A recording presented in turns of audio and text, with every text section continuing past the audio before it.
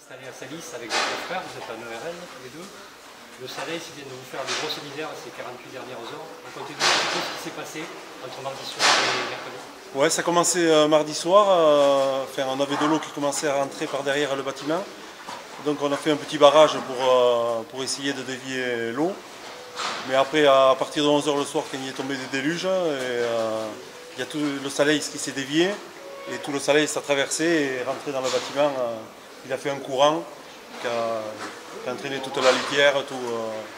Dans tous les cas, on ne pouvait rien faire pour l'arrêter. Vos animaux se sont retrouvés dans l'eau pendant 24 heures, à la limite de la noyade pour certains. Voilà, c'est surtout, on avait peur pour les animaux d'engraissement qui étaient presque finis, qui étaient à partir. Donc le lendemain, hier, on en a décalé une partie pour les emmener à l'autre site, à l'autre étable.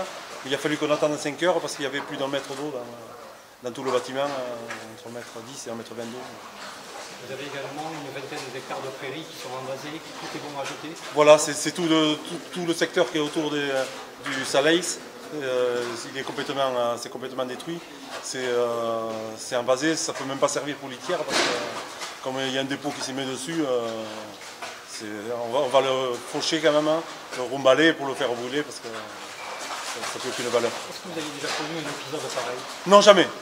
Jamais. En 2013, on avait eu un orage de 100 mm, mais c'était très localisé. Et comme à Salis, il n'y avait pas beaucoup plu, en amont, donc l'eau n'était pas rentrée dans les tables.